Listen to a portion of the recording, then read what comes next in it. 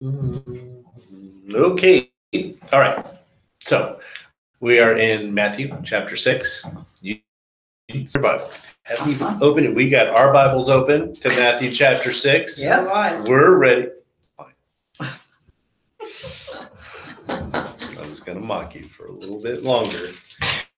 Now I guess I don't get to. Right. Darn. All right. So starting at verse 19,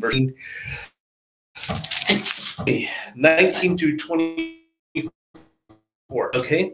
So who's going to read some of this today? You want to read it? Okay. No, go for it. Do not store up for yourselves treasures on earth, where moth and where thieves break in and steal. But store up for yourselves treasures in heaven, where moth and rust do not destroy, and where thieves do not break in and steal. For where your treasure is, there your heart will be also. The eye is the lamp of the body. If your eyes are good, your whole body will be full of light. But if your eyes are bad, your whole body will be full of darkness. If then the light within you is darkness, great is that darkness. No one can serve two masters.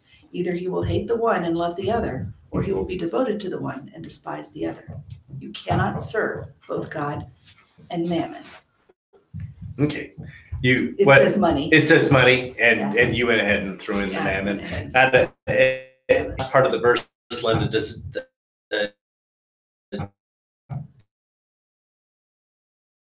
do you see, does it say in your translation, I find as wealth, which is a pretty good translation. Yeah, that's okay. I would have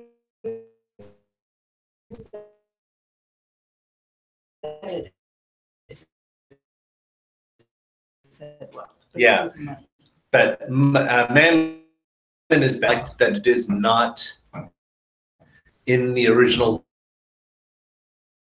language of the is. I think that's a better way to go.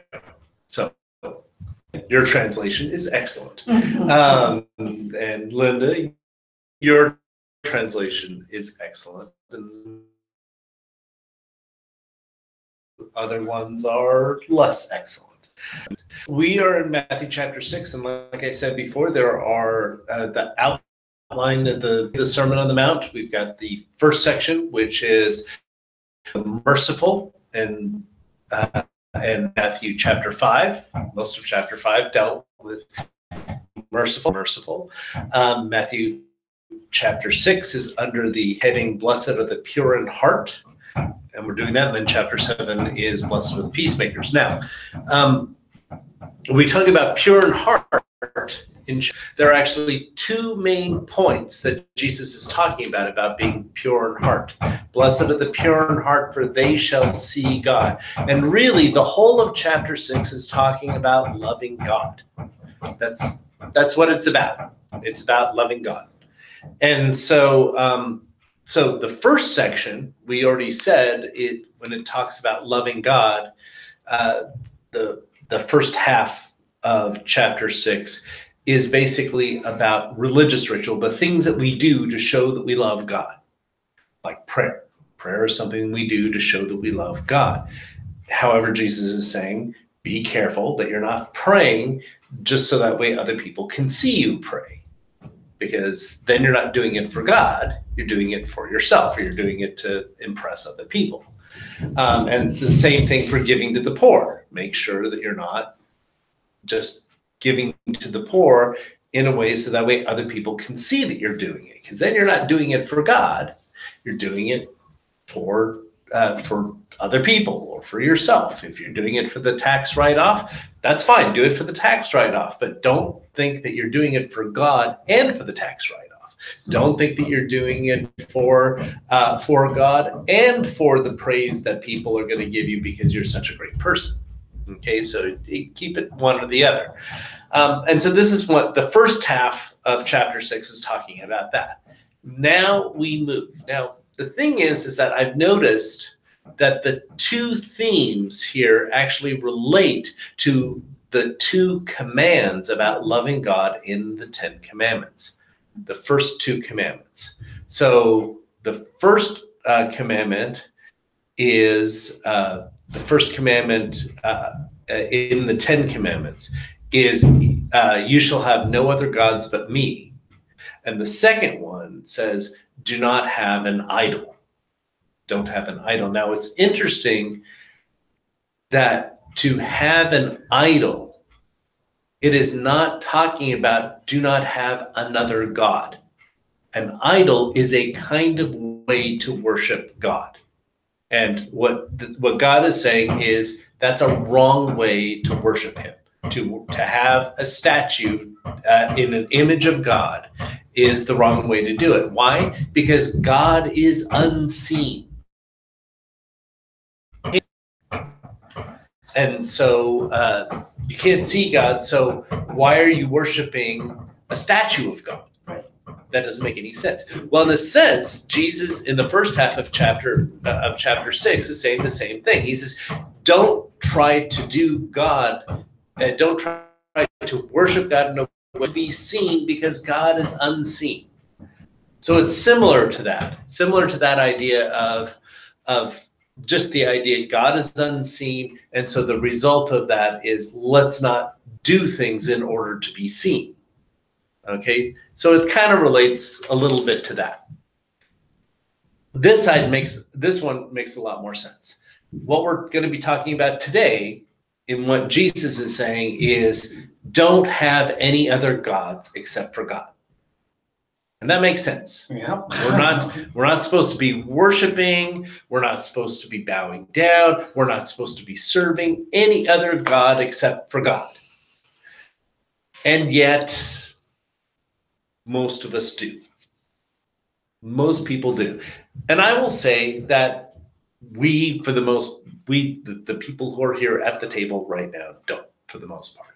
But it is very hard for almost everybody in American society to follow the next things that Jesus is talking about, the aspects that we're talking about today. Everybody says the hardest thing for Jesus to follow about Jesus is love your enemy.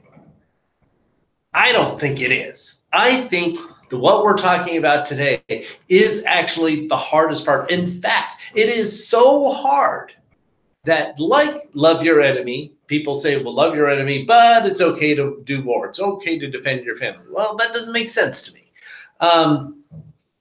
But this one is even more excused than any of the other commands. And even the people who are pacifists will still excuse these commands. Not just excused, actually directly taught the opposite in some churches. But also this one is the other evidence that it's harder than the love your enemies is that, or the other, this one is actually talked about all throughout the Gospels. Yeah. And so it's like, it's big. Yeah. It has to be talked about so much because it goes so hard against what we want to do.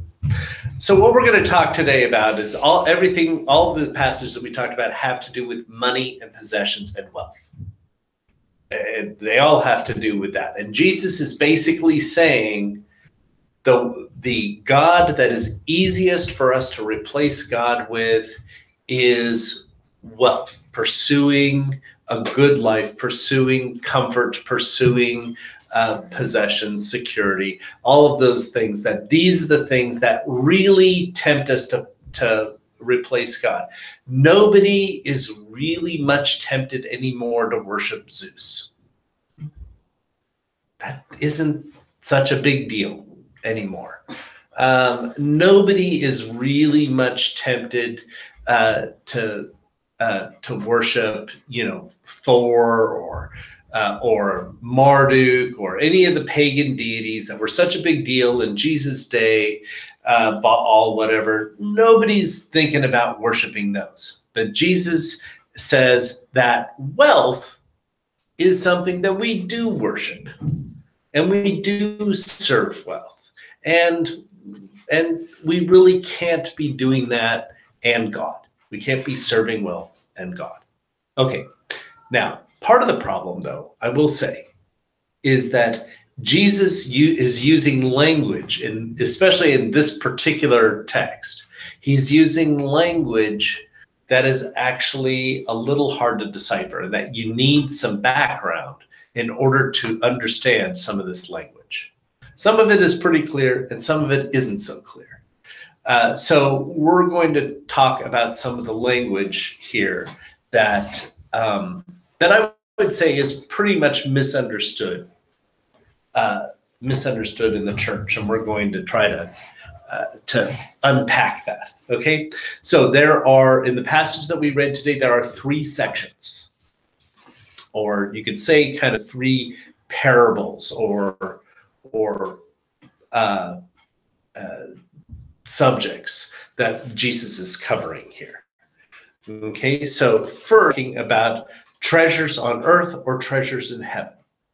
Okay, treasures on earth or treasures in heaven. So he says, do not store up for yourselves treasures on earth, but store up for yourselves treasures in heaven. Okay, and so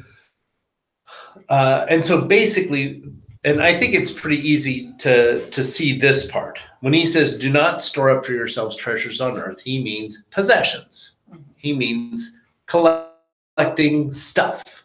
Don't of stuff. That's what he's saying. It comes down to. I mean, we could get to the particulars of it. When a person had treasures on earth, specifically the do not store for yourselves is like putting storehouse. So people would have a lockbox, or they would have particular things. Those are the things that Jesus is saying, don't do that. All those things that you think are most precious to you, that you want to keep safe and keep under lock and key, and that's going to be your security or whatever, don't do that.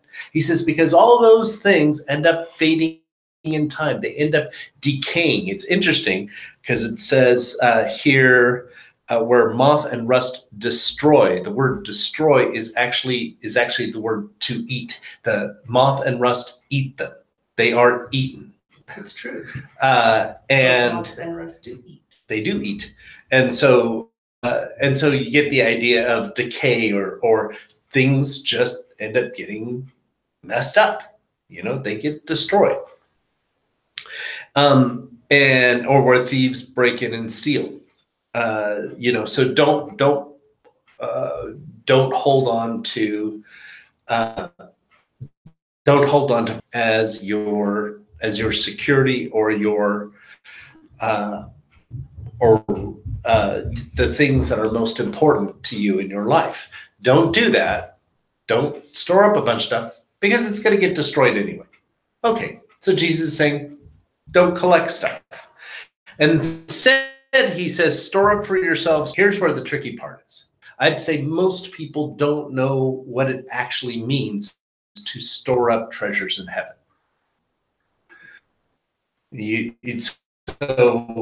Storing up treasures in heaven. I've heard some people talk about storing up treasures in heaven, doing good things. I've heard storing up treasures in heaven being believing in Jesus. I've heard storing up treasures in heaven. Even the demons believe. Yeah, well, but I mean, like praying the right prayers, the right prayer to Jesus, and all that kind of stuff, and doing religious things, going to church, whatever. That these are all treasures in heaven.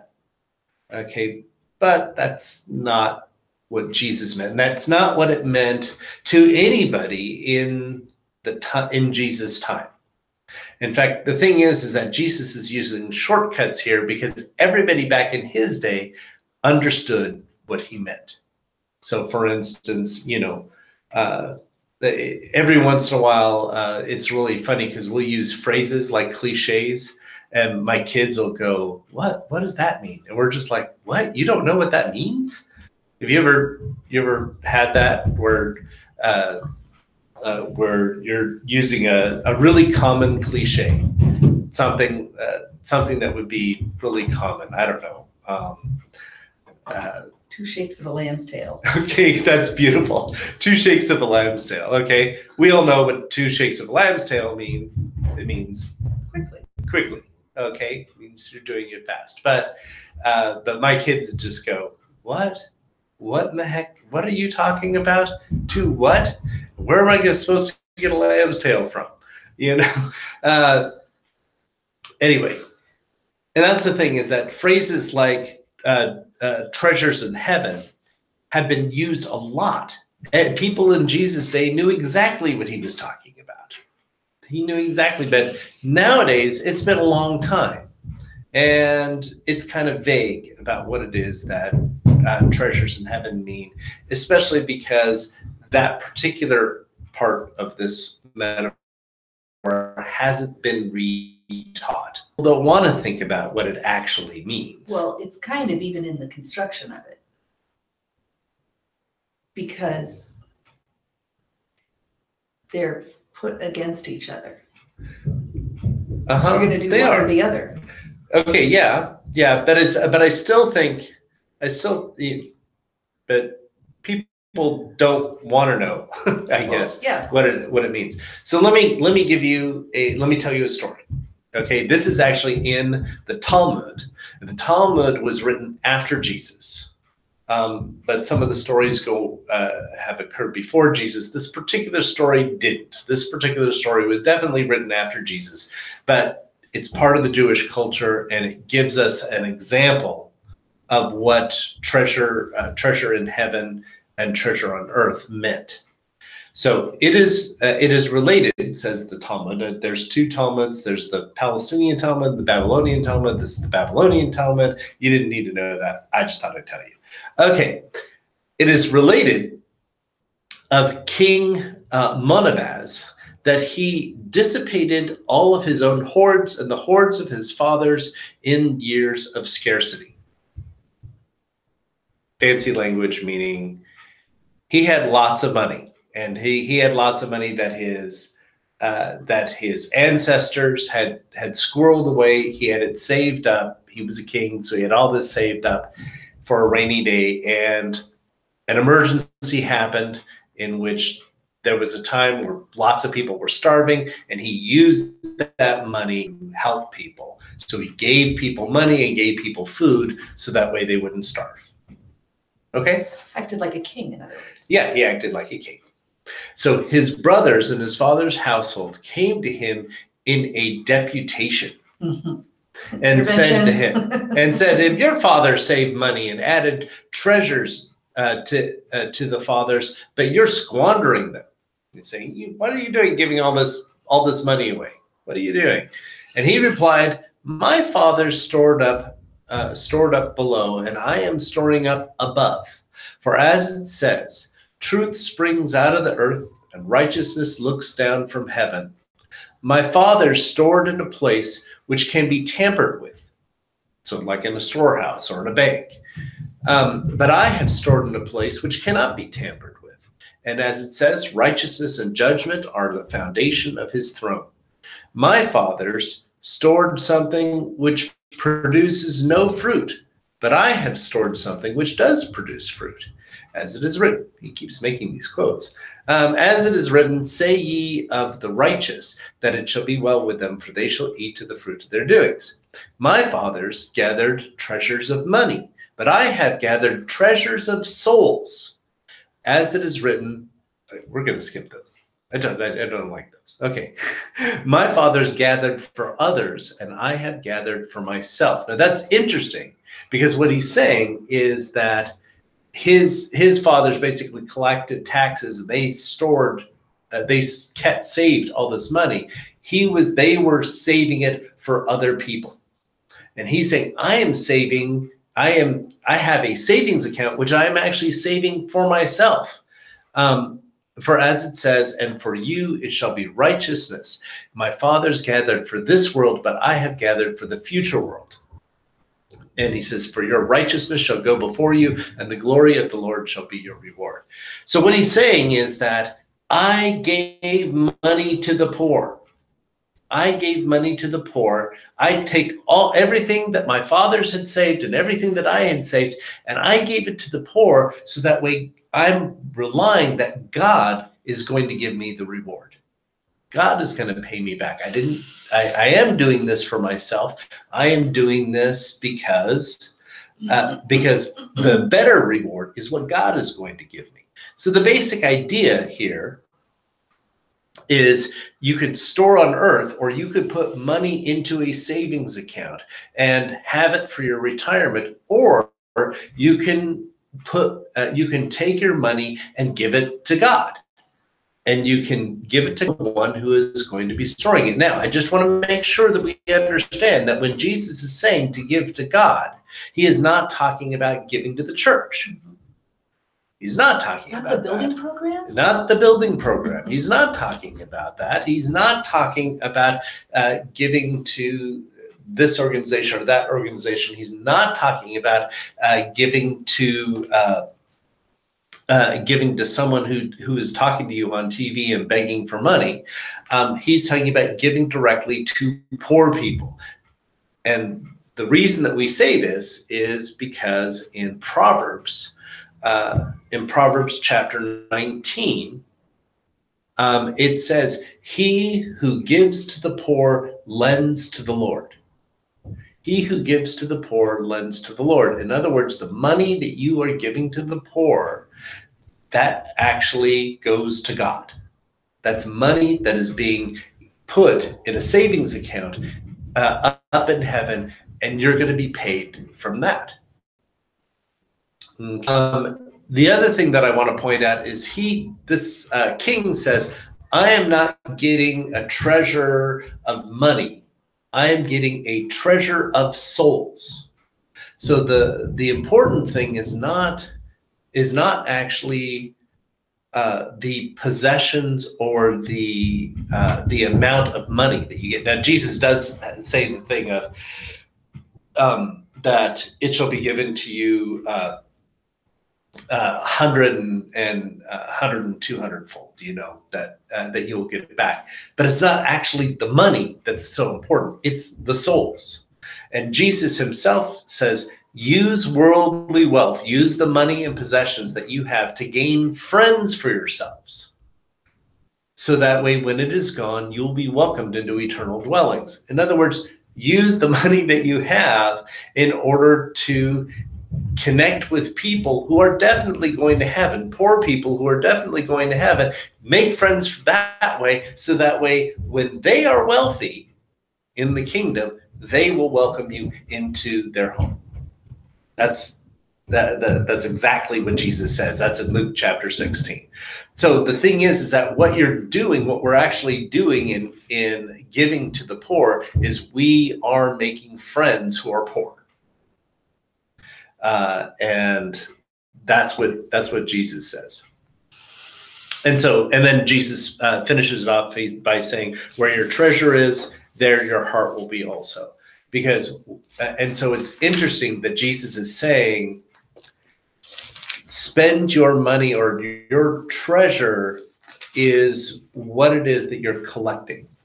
And so if we're collecting stuff, then our heart is in a bunch of stuff that is going to get burned up and going to get destroyed and thrown on the trash heap, and stuff that we can't take with us after we die.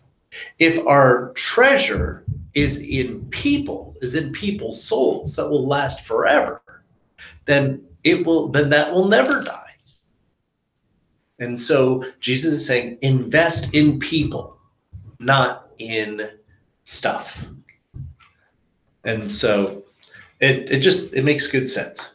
And so it makes good sense once you understand that that's what treasure in heaven is. And I'd say most people haven't actually thought about what exactly treasure in heaven is. It's not obedience. It's actually specifically giving to poor people, giving what you have and giving it to poor people. Okay, so that's the first one. The second one has to do with the eye.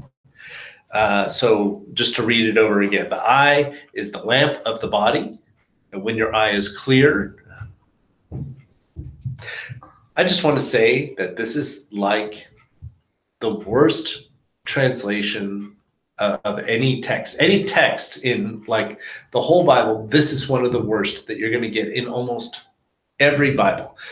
The reason is because the words are very vague. They feel very vague. And so the translators say, well, we want to be more specific. What it says is the eye is the lamp of the body, so that if your eye is good, then your body will be full of light. Nobody wants to say good. You mean the NIV got it right? Oh, did they? Yeah, they Oh, say they good say and good. bad. Yeah. Oh, well, good job, NIV.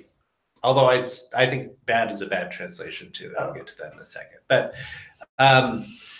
yeah, it's good and bad. It's good and bad. But you're going to see some translations that say whole, that say clear, that say healthy, and the word is good. It's just good. Okay, so if your eye is good, then your whole body will be full of light. But if your eye is bad, once again, I think it'd be better if we understood it correctly. We wouldn't use the word bad, we'd use the word evil. Because Jesus is talking about the evil eye here. Mm-hmm. We've talked about this before. If your eye is evil, or if you have an evil eye. But if you have an evil eye, your whole body will be full of darkness. So the light that is in you in darkness, and how great is that darkness? Okay. So Jesus is actually making a comparison between two eyes. And first of all, he's talking about the evil eye. And the evil eye in the first century was the eye that lusted after something that wasn't theirs. It is the greedy eye, or more specifically, the covetous eye. The eye that wants something that isn't there. And the idea is in the first century that the evil eye would put a curse on something because they weren't allowed to get it. So a person who would stare at her Starbucks cup, I'm going to stare. Oh, I wish I had that Starbucks cup. I really want that Starbucks cup. And so because, see, she's not giving me the Starbucks cup. She's keeping it to herself. She's being selfish by not giving me. Than me. She's being selfish by not giving me that Starbucks cup. And so in my mind, my evil eye puts a curse on the Starbucks cup, so neither of us get it. Curse you, Starbucks cup, and it melts. Okay. Sorry. So I'm not very good at the evil eye. Lack of practice. That's what I guess. I don't know. Anyway, you put a curse. I rolled a higher throwing save. I rolled a high save. So. Now the thing is that the way that people would talk about this is you could put an evil eye on somebody's cow. You could put an evil eye on somebody's daughter. You could put an evil eye on somebody's wife, on their servant, on all kinds of things. So if something suddenly died, then people would say, oh, somebody put an evil eye on that. And that's where the curse idea comes from, okay? So now Jesus is actually not focusing on the curse idea exactly. But when it says the eye is the lamp of the body, when Jesus says the eye is the lamp of the body, the idea is that there is an actual light that comes out of your eye. A lamp is something that shines light. Not that goes into your eye, but comes out of your eye. So that, because this is how science worked in the first century, that light came out of your eye, and that's how you saw things. Okay, we'll get to the next part of the text in a minute. And so light comes out of your eyes, that's how you see things. And so Jesus says, if your inside is good, then you are spreading light everywhere, good light everywhere. If your eye is evil, if you have an evil eye, then you are projecting your covetousness and greed on everything else. The thing is that he says your body will be full of darkness. Why? Because that's what's inside of you. It indicates what you are projecting out, indicates what's inside of you. Okay, this is all very confusing. So I'll make it, and so I'll just rephrase what it is that Jesus is saying in a way that we could better understand. Basically, think about it this way. If a person is desiring other people's stuff all the time, if they're always wanting things, then it comes out in their perspective of the world. So if you are thinking, oh, I need this and I need this, and then nobody is giving me anything, and have you ever heard anybody complain and complain and complain because nobody ever gives them anything? You ever hear about people who is just like, oh man, this is happening and God hates me and this person hates me because I'm not getting anything right in my life. These people aren't giving me what I should have, and things like that. And that's a person whose whole perspective on life is negative. And unfortunately, it affects the people around them too. It affects who they are because it's very hard to connect with those kinds of people. There's this person. So a lot of times when I'm doing the Bible study, so I'm going over to Burgerville so that way I can have some time on my own and I can do this. And there's this person for the last couple of weeks, and I've been sitting behind her, and I guess she's been staying at the women's shelter. And I will tell, at the Hanson shelter, and she doesn't have anything good to say about anybody. I mean, she is not the most negative person that I've heard, because I've heard some pretty negative people, but she's definitely in the top list because, oh my goodness, she didn't like anything. She didn't like the shelter. She didn't like what people have been doing. She didn't like she didn't like anything about Portland. She didn't like, so it's just, so I mean, literally for hours, she is on the phone talking about how horrible everything is. And that's hard to hear for a long period of time. It's just talking about how awful and awful and awful and how she should be treated better than this, and on and on and on like that. It's hard to hear that. And she just has this perspective on her life. And I don't know whether that's all the time for her. I don't know her at all. All I know is I heard today and last week, that's what she was talking about, is about how horrible everything was. And last week it was somebody on the phone. This week it was somebody face to face. And she just gushed all these horrible, horrible things. And when you have a constant negative perspective on life, it ends up reflecting on other people. I know of people, I've got friends of mine, and all they can see is all the bad things that people do. That's all they see, is horrible things that other people do. They don't see the good things. They never talk about the good things. They only talk about, and they will dismiss everyone if they've done it, if they've done something that puts them in that category, which inevitably includes everybody. So some people are just really judgmental, and they just judge and judge and judge and all that.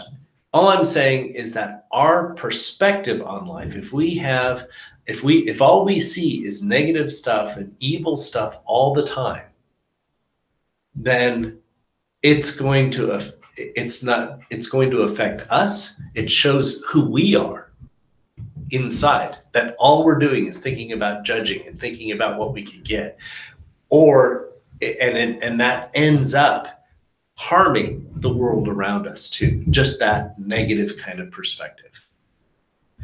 On the other hand, if we are thinking about people in the light of, well, people are trying the best they can. If we spin it positively, yeah, sure, people make mistakes, but everybody's trying the best they can. Everybody's trying with what they have to do the best they can. And if somebody is in need, let's just go ahead and help them. And if they screw it off, well, sometimes that happens. But most people, if I give them something, they're going to do something positive with it. And so let's just go ahead and give, because it's going to be more positive than it's going to be negative. And that leads everybody to feel more compassionate. That leads everybody to feel more generous. And what Jesus is saying is, have a perspective on the world which is generous, as opposed to having a perspective on the world which is stingy and grabbing and trying to get stuff for yourself. Rather than being greedy, be generous. That's what the whole I thing is talking about. It's just the perspective on the world. And finally, the most obvious one, I think, is the last one, verse 24. Jesus says, no one can serve two masters, for either he will hate the one, love the other, he'll be devoted to the one, despise the other. You cannot serve God and mammon. Some people think that mammon is a separate god or some idol that existed. No, it's just a Hebrew word. And they decided to use the Hebrew word instead of the Hebrew Aramaic word instead of the Greek word. So it's often translated mammon, like in the King James Version, it says mammon. But we pretty much know what it means, right? Mammon means wealth or money. A lot of times it means money. It means what you can buy from wealth. But the important thing that Jesus is saying is, we can have that take God's place in our lives. Jesus is saying you cannot be a person who works for money and who is working for God. You could do one or you could do the other. And my poor wife is just like, well, I work for money. Yeah, but it has to do with what it is that you're doing it for. Actually, my wife is a great example because she's not working for money. She's working because Good thing. Yeah, let me tell you, she is not working for money. Okay, or for very little money. She's been working for minimum wage for a long time. She works for the people who are there. She wants to help people. And so she's helping her boss, and so she's there helping her boss. But she's also there to help the customers who come in, and she's just there to help them. And that's what she's there for. And she feels bad if she can't show up because there's all these people that she's letting down. Maybe she's also thinking that she's not going to get paid that day, but she's also thinking, oh my goodness, there's all these people that she's letting down. So the thing is that, yes, she's working for money, but on the other hand, her focus is actually on people. Her focus is actually on serving people and helping people and all of that.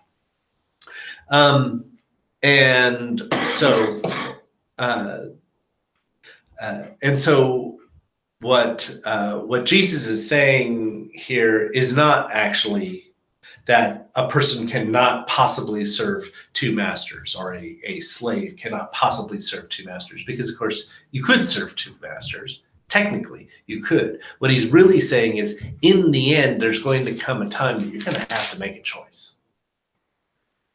You're going to have to make a choice. If you're really working for money, and then you're going to have to make a choice about whether you're actually serving God or serving money. Well, the thing is, he's already talked about that choice in the other two things. Mm-hmm. So I think they're actually all the same. It's not, I mean, because he's saying you can't serve two masters. You've got your money.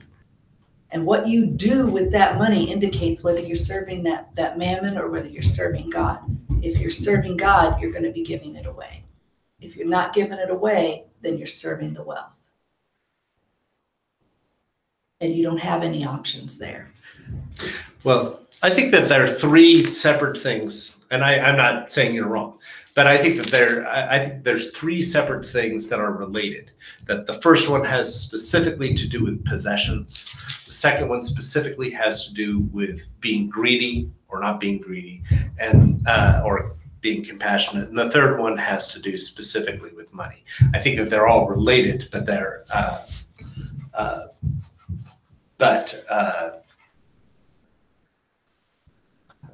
they're all related, but they're not exactly the same thing. But in the end, the answer to it is all the same, which is give your money away, right? That's what he's saying is if you have wealth, whatever that wealth is, whether that be money or possessions or relationships or whether that be a house or whatever, to use that for people who are in need. That's what he's saying. Use it for people in need. Don't keep it to yourself. Don't help other people as you can. And I just want to go over really quickly. It's easy to go extremes. There's a whole range of things, a whole range of responses that you have in the church to these passages here. On the one hand, the thing that I hear most often nowadays is, well, it's okay to surrender your money or your possessions as long as you don't love them in your heart. And that is BS. That is absolutely not what Jesus is talking about. Jesus is talking about taking real stuff and giving it to real people, not just letting go of it in your heart, but still keeping everything in reality. That is not what Jesus is talking about. But then you have the other side, the other converse, which is what St. Francis said. St. Francis said, if anyone ever gives you a coin, drop it because it is going to infect you. That was Francis's point of view, that basically don't have anything to do with money. Just leave money out of your life. Don't have any possessions. Don't own anything. That was his point of view. And I would say that that's the other side. And I'd say neither one of those is what Jesus is saying. He's not saying you can just surrender these things in your heart. Nope. He's not saying that. And he's not saying that money and possessions are so bad that you shouldn't ever have them. Okay? So, and the fact is that we have a whole bunch of examples in the New Testament where people have fulfilled what Jesus did, what Jesus is talking about here. And I just want to go over some of them just so that way we have an idea of practically what it is that Jesus said. Now, I'm going to do it from the I'm going to do it from one extreme to another like this, but they're all biblical examples and we can choose any of them, and we will choose any number of them depending on the circumstance. And all of them fulfill what Jesus is telling us to do. You going to see something? Oh, well, you were saying we can choose any of them, and I was actually thinking, well, there's probably going to be, in whatever given circumstance it is, there's probably going to be one that God is telling us to do. Maybe, yeah. Okay, so on the one extreme is what Jesus told the rich young ruler. Okay, he told him, sell everything you have, take the money that you get from it and give to the poor. He's telling him, just get rid of everything and give it all to the poor right away. Okay? And so that's everything you go. All right, then you have the example of the disciples. Now, Peter heard what Jesus said to the rich young ruler, sell everything, give to the poor. And Peter got a little nervous because he's like, Lord, we didn't sell everything and give to the poor. We actually didn't do that at all. In fact, our stuff is still at home. We left it, we walked away. And Jesus, you walked away from your possessions in order to follow me and serve the poor with me. That's totally fine. That is totally good. So he's saying that is still fulfilling what I told you to do. So that's another example of people who left everything. They left everything they had by the side of the lake. and it turned out that when Peter went back, his boat was still there. He still had his boat at the end of 3 years of serving the poor with Jesus. So that was pretty good. And it was perfectly fine. And Jesus said, you will not lose your reward for the fact that you surrendered your stuff, you surrendered your possessions, you surrendered your family. That all counts. Jesus says that all counts even though you didn't sell it and give to the poor. Instead, what you did is you walked away from it and you're serving the poor. And that's just as good. Okay, so that's good. Then in Luke 19, we have a guy named Zacchaeus. And Zacchaeus was very wealthy. He had a lot of stuff. All right. And he told Jesus, I'm going to take half of everything that I have and I'm giving it to the poor. He's not giving everything to the poor. He's giving half of it to the poor. He was a pretty wealthy guy, so that's a lot that's going to the poor. And Jesus responded saying, this guy has become a son of Abraham. In other words, yes, that's good enough. You are fulfilling what it is that I told you to do in having your treasures go to heaven and not on earth. He's still keeping half. He's still keeping half for himself to keep his household running and stuff like that. But he's giving half of it away. And Jesus says, great, that's awesome. That's really good. Okay, so there you have that. Timothy chapter 6 is talking to wealthy people. And he is saying, give generously. And when he says generously, he means sacrificially. He means give a lot. If you've got a lot, then give a lot as people have need. Okay? And so we don't know if that's more or less than what Zacchaeus gave, half of what he did, but that's along the same lines. Be extraordinarily generous with what you have to people in need. Okay? Until it hurts. All right. Then you've got Acts chapter 4. Mm-hmm. Acts chapter 4, you've got a guy named Barnabas, different guy than Barabbas. Barnabas, who took his family's inheritance, his land, and he sold it for money and gave it to the church to give to the poor. Now, he gave it to the church not in order to establish a building. He gave it to the church not in order to pay a pastor's salary. He gave it to the church so that way they could buy food and distribute people that they knew in the area, because there was a lot of poor people in the church. And so he gave it to them so that way they would have enough money to give to the poor. And so what he did is he gave it to an organization who would give it to the poor. And that was, once again, that was totally great. That was totally awesome and fulfilling exactly what Jesus said. He's taking his possessions, selling it, and then giving it to somebody else so they can give it to the poor. All right?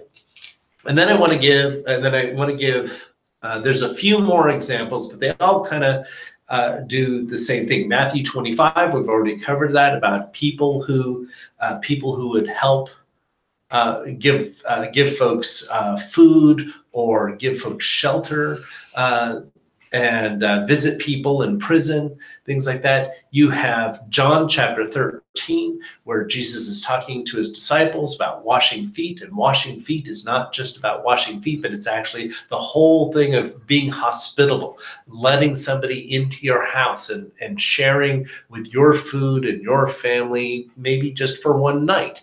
But you're open to letting people be in your house and to share that way. Philemon, in the book of Philemon, Paul talks about how Philemon was always opening up his house and allowing people to stay there and to hang out there. So these are all examples of people who have possessions. They have a house. They have food. They have all this stuff. And they use what stuff they have for people who are poor, for people who don't have housing and people who don't have food and all of that. So they have possessions. They're not selling the possessions like Jesus tells the rich young ruler to do. They're not taking half of it and giving it away. They're not taking half their house and giving it away. They still have their house, but they're making sure that their stuff is used for other people. So that's another example that we have of people fulfilling what Jesus said in helping the poor, but doing it in a different way, rather than saying, oh, well, and they're not doing the thing of, well, I'm just surrendering my possessions in my heart, but I'm still keeping it. No, in fact, what they're doing is they're using their possessions specifically to minister to the poor. So they're taking their house, so they're inviting people into their house and doing it that way. They're not selling their house. That would be fine. Jesus would be okay with that. They could sell their house and serve the poor, give and do that to serve the poor, or they could take the house that they have and have poor people come into it, have people who didn't have anywhere else to stay and allow them to stay there, even if it was just on a temporary basis. That's totally fine. Any of that is totally good. And so that's a bunch of different New Testament examples that we have of people saying, well, this is what Jesus says, and this is how I'm going to do it. I'm going to do it this way. These things are going to, this is how I'm fulfilling what Jesus said. The thing is that it's really important. This is not, Jesus talks about giving to the poor a lot. It's not, this is one section in the Sermon on the Mount that he does, but he says this again and again and again, all throughout Matthew, all throughout Mark, all throughout Luke, and in John. He talks about helping people who are in need again and again and again. If there's one thing that is a basic hallmark of the early church, is that they would help people who are poor, help people who are outcast. That's what they did. That was the thing that people recognized them as apart from anything else. There was a time later on, a couple centuries later, that the Romans were persecuting the Christians.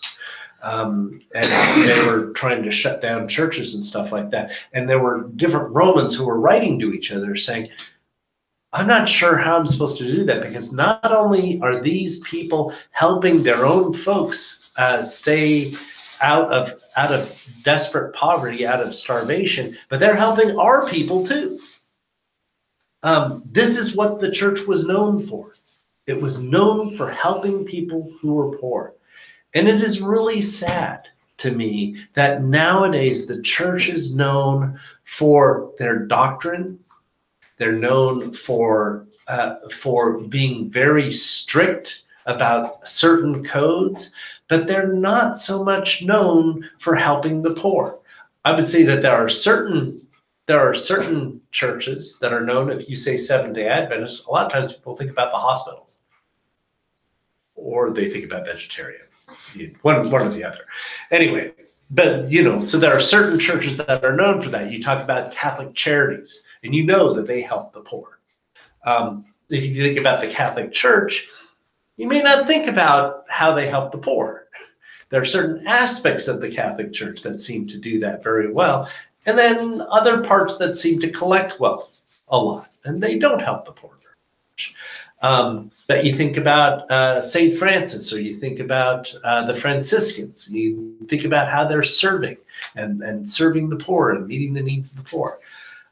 You think about Mother Teresa, and there's a person who, her and the Missionaries of Charity, going out throughout the world and helping people who are poor.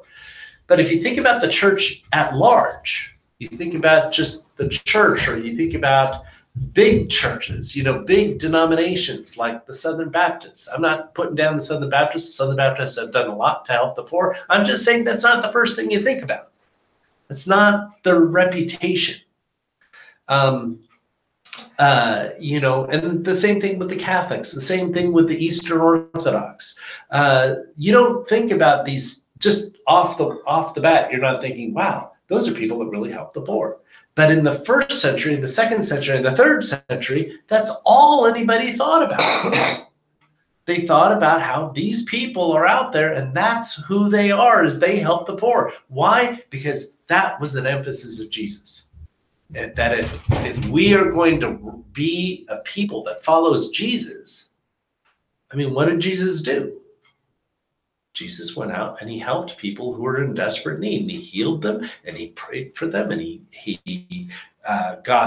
fed people, and he helped people all that. This is a characteristic of of people who follow Jesus. You mean he didn't judge them and demonize them? He did not judge them, and he definitely didn't demonize them because he actually, is that a word? I don't think it's a word.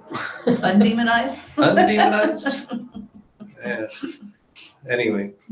And so this is something that we as a church really need to get back to. We need to get back to saying, if we are really the followers of Jesus Christ, then we need to be, our main characteristic needs to be serving the poor. And I do not mean having a bunch of old canned food that we hand out to people as long as they follow certain, as long as they fill out the certain paperwork. Or, and I don't mean that you have to go to a church in order to receive government help in order to pay off your electricity only if you meet with the mean person who's going to judge you for being so poor. That isn't what Jesus, that's not what Jesus is talking about. Jesus is talking about being generous and sacrificial and being people who are known to be generous to the poor. That's who we should be. And if we are not that, then we are not followers of Jesus. We are not representing him as he is in the world today. The church should look way more like Missionaries of Charity rather than Vatican City. All right. And so that's where we're at with that today. That's the teaching today.